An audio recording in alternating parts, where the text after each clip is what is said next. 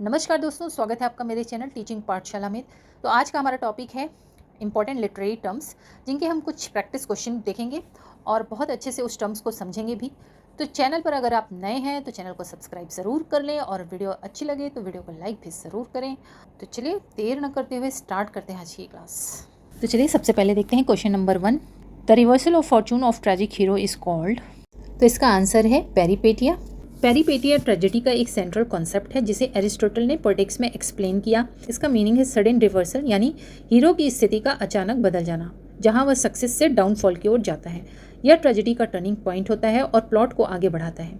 यह चेंज अक्सर हीरो की हमार्शिया यानी ट्रेजिक फ्लॉ के कारण होता है। पेरिपेटिया ऑडियंस में शॉक और इमोशनल इम्पैक्ट पैदा करता है।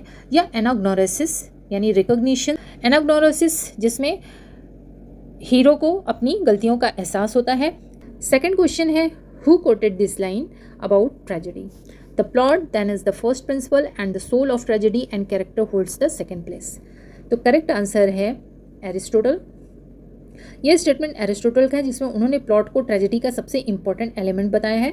उन्होंने प्लॉट को सोल ऑफ ट्रेजेडी कहा। कैरेक्टर को उन्होंने सेकंड प्लेस दिया क्योंकि कैरेक्टर्स प्लॉट को सपोर्ट करते हैं। एरिस्टोटल यूनिटी ऑफ एक्शन पर जोर देते हैं जिससे स्टोरी कोहेरेंट बने। प्लॉट में बिगनिंग, मिडिल और एंड का प्रॉपर स्ट्रक्चर होना चाहिए। यह कॉज एंड इफेक्ट प्रिंसिपल पर आधारित होता है। इससे ऑडियंस एंगेज रहती है। क्वेश्चन नंबर 3 देखते हैं who define tragedy in the following manner.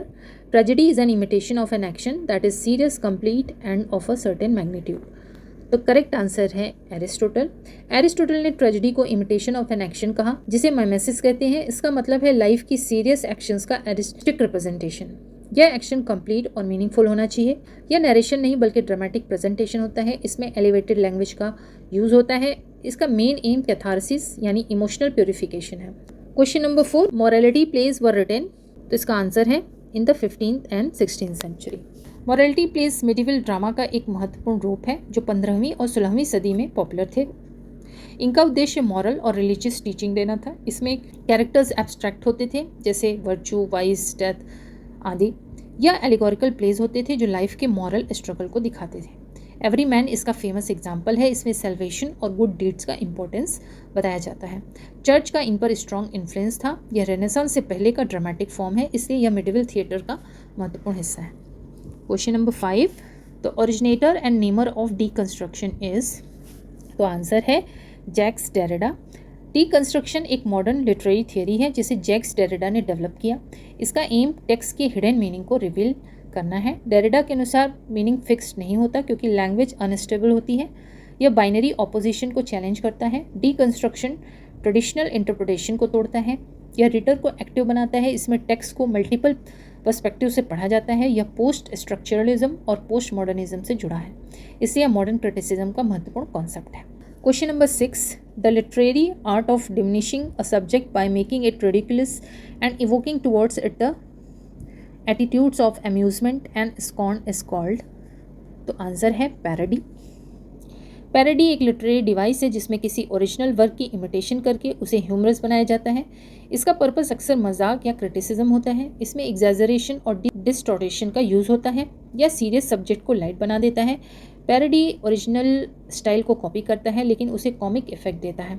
यह सटायर से अलग है क्योंकि सटायर ब्रॉडर सोशल क्रिटिसिज्म करता है। क्वेश्चन नंबर 7 देखते हैं what does the term curtain raiser indicates in drama. तो आंसर है short play before the main play. Curtain raiser एक शॉर्ट ड्रामेटिक परफॉर्मेंस होता है जो मेन प्ले से पहले प्रस्तुत किया जाता है। इसका उद्देश्य ऑडियंस को वार्म अप करना होता है। यह छोटा और हल्का होता है, अक्सर कॉमिक नेचर का। यह दर्शकों का इंटरेस्ट बढ़ाता है और स्टेज एटमॉस्फेयर बनाता है। क्वेश्चन नंबर 8 देखते हैं what is the meaning of the expression avant garde. तो आंसर है इसका new writing that is innovative. Avant garde एक फ्रेंच टर्म है जिसका अर्थ है अहेड ऑफ द टाइम यानी इनोवेटिव आर्ट या लिटरेचर। इसमें ट्रेडिशनल रूल्स को तोड़ा जाता है और एक्सपेरिमेंटल टेक्निक का यूज़ होता है। यह मॉडर्निज्म और पोस्ट मॉडर्निज्म से जुड़ा है। इसमें ओरिजिनलिटी और क्रिएटिविटी पर जोर होता है। अवांट गार्ड वर्क्स चैलेंजिंग होते हैं और ऑडियंस को नए तरीके से सोचने पर मजबूर करते हैं। इसमें अनयूजुअल स्टाइल और स्ट्रक्चर होता है। यह प्रोग्रेसिव आर्ट का सिंबल है, इसलिए इसे इनोवेटिव राइटिंग कहा जाता है। क्वेश्चन नंबर 9 देखते हैं what is stream of consciousness technique. तो आंसर है techniques which depicts the inner thoughts and feelings.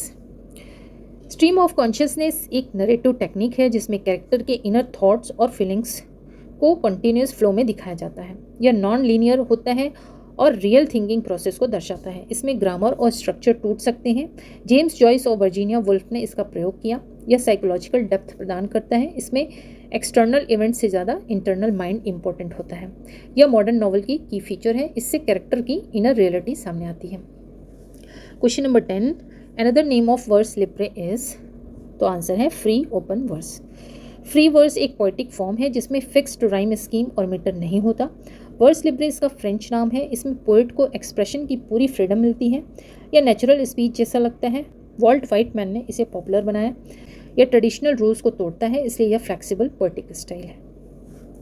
Question number 11, a सीज़ेरा is, तो आंसर है पॉज। सीज़ेरा पोइट्री में एक पॉज होता है जो लाइन के बीच में आता है। यह रिदम और फ्लो को कंट्रोल करता है। यह पंक्चुएशन के माध्यम से दिखाया जाता है। यह एम्फेसिस और क्लैरिटी बढ़ाता है। क्लासिकल पोइट्री में इसका बहुत उपयोग होता है। यह साउंड पैटर्न को भी प्रभावित करता है। यह रीडिंग को नेचुरल बनाता है। यह पोएटिक स्ट्रक्चर को बैलेंस करता है। Question number 12, what is poetic licence? Answer है liberties with language and facts in poetry. Poetic licence का अर्थ है पोएट को लैंग्वेज और ग्रामर के रूल से हटकर लिखने की फ्रीडम। यह आर्टिस्टिक इफेक्ट के लिए किया जाता है। इसमें अनयूजुअल वर्ड्स और एक्सप्रेशन का यूज़ होता है। यह क्रिएटिविटी को बढ़ाता है। पोएट अपनी इमेजिनेशन को फ्रीली एक्सप्रेस कर सकता है। यह रिजिड रूल्स को तोड़ता है। यह पोएट्री को यूनिक बनाता है। Question number 13, the unbroken flow of thought and awareness in the waking mind is called, answer है स्ट्रीम ऑफ कॉन्शियसनेस। यह कॉन्सेप्ट माइंड के कंटिन्यूस फ्लो ऑफ थॉट्स को दर्शाता है। इसमें आइडियाज़, फीलिंग्स और मेमोरीज बिना रुके चलते हैं। यह साइकोलॉजिकल कॉन्सेप्ट है जिसे लिटरेचर में टेक्निक के रूप में यूज़ किया गया है। यह लॉजिकल ऑर्डर को फ्लो नहीं करता बल्कि नेचुरल थिंकिंग को दिखाता है। Question number 14, what is meant by catharsis? तो आंसर है purgation of emotions of pity and fear. Catharsis एक इंपॉर्टेंट लिटरेरी कॉन्सेप्ट है जिसे एरिस्टोटल ने अपनी बुक पोएटिक्स में एक्सप्लेन किया। इसका मतलब होता है इमोशनल प्यूरिफिकेशन, यानी इमोशंस का शुद्धिकरण, खासकर पिटी और फियर का। जब ऑडियंस किसी ट्रेजेडी को देखती है तो वह हीरो के दुख को देखकर पिटी फील करती है और उसकी सिचुएशन से डरकर फियर महसूस करती है। इन इमोशंस के थ्रू ऑडियंस के अंदर जमा हुआ फीलिंग्स बाहर निकलते हैं और उन्हें इमोशनल रिलीफ मिलता है। कैथारसिस ट्रेजेडी का मेन पर्पस होता है क्योंकि यह सिर्फ दुख दिखाने के लिए नहीं बल्कि ऑडियंस के इमोशंस को बैलेंस करने के लिए होता है। यह एक साइकोलॉजिकल इफेक्ट है जो ऑडियंस को मेंटली लाइट फील कराता है। साथ ही यह एस्थेटिक एक्सपीरियंस भी देता है जिससे ऑडियंस को डीपर अंडरस्टैंडिंग मिलती है। Question number 15, the term dystopia implies, answer है अनप्लेजेंट इमेजिनरी वर्ल्ड। डिस्टोपिया एक लिटरेरी कॉन्सेप्ट है जो एक ऐसी इमेजिनरी सोसाइटी को दर्शाता है जहां कंडीशंस बहुत खराब, ऑप्रेसिव और नेगेटिव होते हैं। यह यूटोपिया का अपोजिट होता है जहां आइडियल सोसाइटी दिखाई जाती है। डिस्टोपियन वर्क्स में authoritarian control, lack of freedom और सोशल इनजस्टिस जैसे एलिमेंट्स होते हैं। यह अक्सर फ्यूचर सोसाइटी को दिखाते हैं जहां टेक्नोलॉजी या पॉलिटिक्स के कारण मानव जीवन कठिन हो जाता है। Question number 16, what is the theme of proletarian novel? तो आंसर है वर्किंग क्लास। प्रोलेटेरियन नॉवल का फोकस वर्किंग क्लास यानी मजदूर वर्ग के जीवन पर होता है। इसमें लेबरर्स की प्रॉब्लम्स, एक्सप्लॉयटेशन और क्लास स्ट्रगल को दिखाया जाता है। यह मार्क्सिस्ट आइडियोलॉजी से इन्फ्लुएंस्ड होता है और कैपिटलिज्म की क्रिटिसिज्म करता है। इसमें पॉवर्टी, अनएम्प्लॉयमेंट और इनइक्वलिटी जैसे इश्यूज को हाईलाइट किया जाता है। Question number 17, a character which remains almost unchanged throughout the story is called, answer है फ्लैट कैरेक्टर। फ्लैट कैरेक्टर वह होता है जो पूरी स्टोरी में चेंज नहीं होता और उसका डेवलपमेंट नहीं होता। यह सिंपल और वन डायमेंशनल होता है जिसमें एक ही ट्रेट डोमिनेट करता है। यह प्रेडिक्टेबल होता है और स्टोरी में स्थिर रहता है। E.M. फॉस्टर ने फ्लैट और राउंड कैरेक्टर्स का कॉन्सेप्ट दिया। फ्लैट कैरेक्टर का रोल स्टोरी को सपोर्ट करना होता है, न कि कॉम्प्लेक्सिटी दिखाना। Question number 18, what is closet drama? तो आंसर है drama to be read. Closet drama वह ड्रामा होता है जिसे स्टेज पर परफॉर्म करने के बजाय पढ़ने के लिए लिखा जाता है।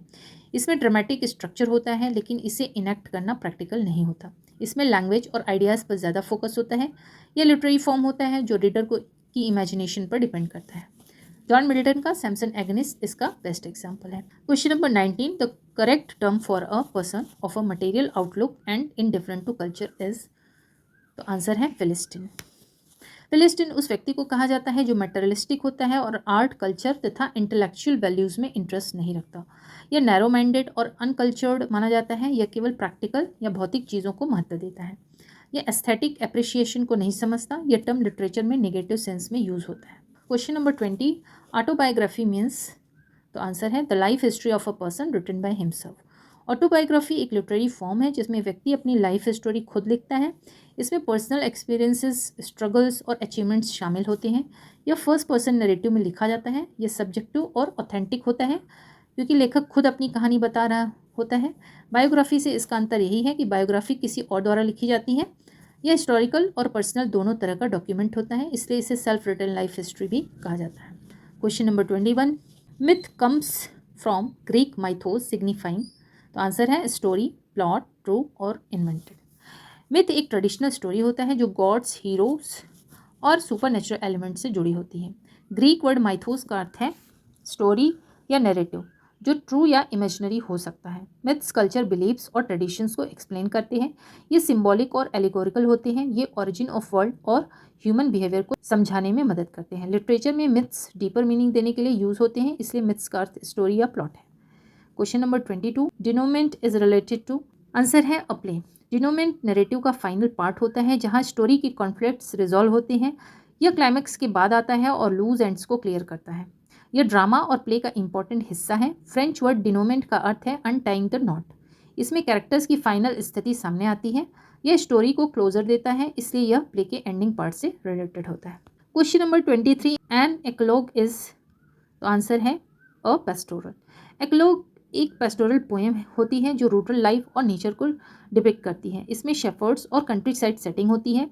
यह क्लासिकल ग्रीक और रोमन ट्रेडिशन से आया है। वर्जिल ने एक्लॉग्स लिखे थे। इसमें सिंपल लाइफ को आइडियलाइज किया जाता है। यह नेचर पोइट्री का एक फॉर्म है, इसलिए इसे पेस्टोरल कहा जाता है। Question number 24, a sudden and ridiculous descent from the exalted to the commonplace is called. तो आंसर है पैथोस। पैथोस एक लिटरेरी टर्म है जिसमें हाई सीरियस स्टाइल से अचानक ट्रिवियल या रिडिकुलस लेवल पर गिरावट आ जाती है। यह इफेक्ट कॉमिक या एब्सर्ड हो सकता है। अलेक्जेंडर पोप ने इस टर्म को पॉपुलर किया। यह स्टाइल की फेलर को दिखाता है। इसमें हाई इमोशन अचानक लो बन जाता है। यह पैरोडी और सटायर में भी यूज होता है, इसलिए इसे सडन फॉल फ्रॉम सबलाइम कहा जाता है। Question number 25, catharsis is. तो आंसर है is related to tragedy. Catharsis tragedy का सेंट्रल कॉन्सेप्ट है जिसे एरिस्टोटल ने एक्सप्लेन किया। इसका मतलब है इमोशनल प्यूरिफिकेशन है जो पिटी और फियर के माध्यम से होता है। ट्रेजेडी देखने पर ऑडियंस इन इमोशन को फील करती है, इससे इमोशनल रिलीफ मिलता है। यह ट्रेजेडी का मेन एम है। यह ऑडियंस को मेंटली बैलेंस करता है, इसलिए यह ट्रेजेडी से डायरेक्टली रिलेटेड कॉन्सेप्ट है। Question number 26, chorus is. तो आंसर है is a group of singer in drama. Chorus Greek drama का इंपॉर्टेंट एलिमेंट है जिसमें सिंगर्स या परफॉर्मर्स का ग्रुप होता है। यह स्टोरी पर कमेंट करता है और ऑडियंस को गाइड करता है। यह बैकग्राउंड इन्फॉर्मेशन देता है और मॉरल मैसेज भी देता है। यह कैरेक्टर्स और ऑडियंस के बीच ब्रिज का काम करता है। इसमें कलेक्टिव वॉइस होती है। ग्रीक ट्रेजेडी में इसका महत्वपूर्ण रोल था, इसलिए इसे ग्रुप ऑफ सिंगर्स कहा जाता है। Question number 27, comic relief implies. Answer है a short humorous episode interrupting a tragedy. Comic relief एक ड्रामेटिक टेक्निक है जिसमें ट्रेजेडी के बीच ह्यूमरस सीन डाला जाता है। इसका उद्देश्य ऑडियंस को इमोशनल रिलीफ देना होता है। यह टेंशन को कम करता है और बैलेंस क्रिएट करता है। शेक्सपियर ने इसका बहुत अच्छा यूज़ किया है। यह कॉन्ट्रास्ट क्रिएट करता है जिससे ट्रेजेडी और इफेक्टिव लगती है। यह ऑडियंस को रिफ्रेश करता है, इसलिए इसे ह्यूमरस इंटरप्शन कहा जाता है। Question number 28, beat writers were. तो आंसर है wrote in the 1950s। Beat writer beat generation के राइटर्स थे जो मेनली 1950s के में एक्टिव थे। यह मूवमेंट अमेरिका में शुरू हुआ और ट्रेडिशनल वैल्यूज़ के खिलाफ था। इसमें फ्रीडम, रिबेलियन और स्पिरिचुअलिटी को महत्व दिया गया। जैक केरोक और एलन गिन्सबर्ग इसके प्रमुख लेखक थे। इनका राइटिंग स्टाइल स्पॉन्टेनियस और एक्सपेरिमेंटल था। ये सोशल नॉर्म्स को चैलेंजेस करते थे। Question number 29, what is soliloquy. Answer है an actor's secret thought uttered aloud. Soliloquy drama की एक टेक्निक है जिसमें कैरेक्टर अपने थॉट्स को ज़ोर से बोलता है जबकि वह स्टेज पर अकेला होता है। इससे ऑडियंस को उसके इनर माइंड की जानकारी मिलती है। इसमें कैरेक्टर अपने इमोशंस, प्लान्स और कॉन्फ्लिक्ट्स एक्सप्रेस करता है। शेक्सपियर के प्लेस में इसका बहुत यूज़ हुआ है। यह ऑडियंस को डीपर अंडरस्टैंडिंग देता है। यह प्लॉट को भी आगे बढ़ाता है, इससे इसे कैरेक्टर के सीक्रेट थॉट का एक्सप्रेशन कहा जाता है। क्वेश्चन नंबर 30 देखते हैं, persona, tone and voice reflect in recent criticism. Answer है A, the tendency to highlight characterization. Persona, tone और वॉइस लिटरेचर में नैरेटिव, पर्सपेक्टिव और एक्सप्रेशन को दर्शाते हैं। पर्सोना उस स्पीकर को कहते हैं जिसके थ्रू ऑथर बोलता है। टोन लेखक का एटीट्यूड दिखाता है, जबकि वॉइस उसकी स्टाइल और इंडिविजुअलिटी को दर्शाता है। ये तीनों मिलकर कैरेक्टराइजेशन को हाईलाइट करते हैं, यानी कैरेक्टर की नेचर और उनके प्रेजेंटेशन को मजबूत बनाते हैं। यह रीडर को यह समझाने में मदद करता है कि टेक्स्ट किस पर्सपेक्टिव से लिखा गया है, इसलिए यह लिटरेरी टूल्स कैरेक्टराइजेशन को प्रभावशाली बनाते हैं। Question number 31, he resembles the animal that browses on thistle is an example of. Answer है पेरीफ्रेजेस। पेरीफ्रेजेस एक फिगर ऑफ स्पीच है जिसमें सिंपल बात को इनडायरेक्ट और एक्सपेंडेड तरीके से कहा जाता है। इसमें अननेसेसरी डिटेल जोड़कर एक्सप्रेशन को लंबा बनाया जाता है। यहाँ डायरेक्ट कंपैरिजन नहीं बल्कि घुमा फिराकर बात कही गई है। यह स्टाइल डेकोरेटिव होता है और एम्फेसिस पैदा करता है। यह सर्कमलोक्यूशन का ही एक फॉर्म है। इसका यूज़ लिटरेचर में स्टाइलिस्टिक इफेक्ट के लिए किया जाता है। Question number 32, who among the following was the first poet laureate officially appointed by the British sovereign. Answer है ड्राइडेन। जॉन ड्राइडेन को इंग्लैंड का पहला ऑफिशियली अपॉइंटेड पोएट लॉरिएट माना जाता है। पोएट लॉरिएट एक ऑनरेरी पोजीशन होती है जिसमें पोएट एक नेशनल ओकेजन के लिए लिखता है। ड्राइडेन रेस्टोरेशन पीरियड के प्रमुख पोएट थे। उनकी पोएट्री पॉलिटिकल और लिटरेरी दोनों रूप से महत्वपूर्ण थी। Question number 33, the fall of dash in 1453 marks the beginning of renaissance in Europe. Answer है कॉन्स्टेंटिनोपल। 1453 में कॉन्स्टेंटिनोपल के पतन को रेनेसांस की शुरुआत का कारण माना जाता है। इसके बाद ग्रीक स्कॉलर्स यूरोप आए और क्लासिकल नॉलेज फैलाया। इससे आर्ट, लिटरेचर और साइंस में रिवाइवल हुआ। रेनेसांस का मतलब है रीबर्थ। इस पीरियड में ह्यूमैनिज्म और लर्निंग को महत्व मिला। यह मिडिवल थिंकिंग से मॉडर्न थिंकिंग की ओर ट्रांजिशन था। Question number 34, who is known as the poet's poet. Answer है एडमंड स्पेंसर।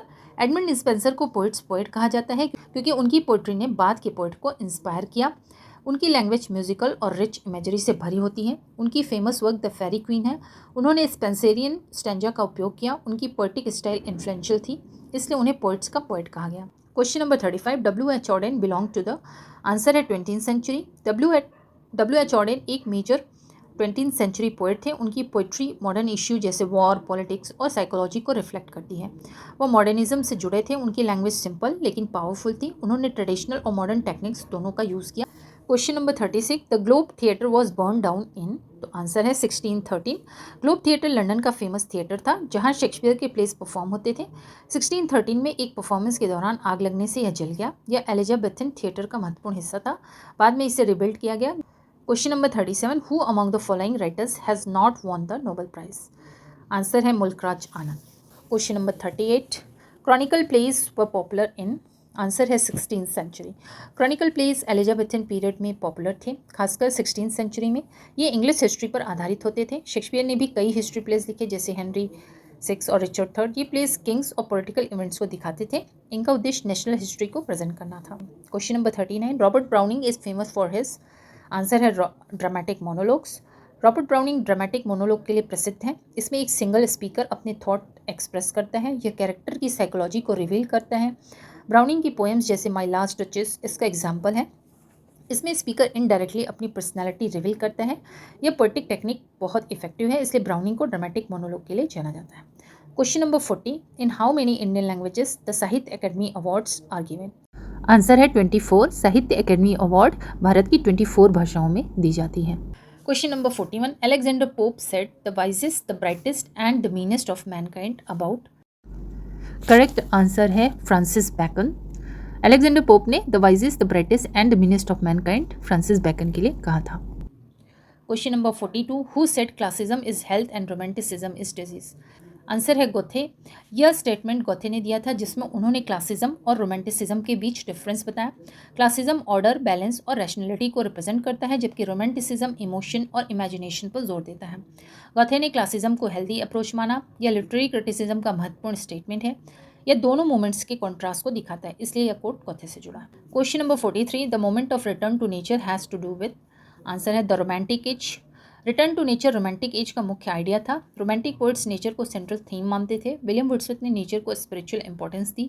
यह मूवमेंट इंडस्ट्रियलाइजेशन के खिलाफ रिएक्शन था। इसमें सिंप्लिसिटी और नेचुरल लाइफ को महत्व दिया गया। Question number 44, the phrase willing suspension of disbelief is associated with.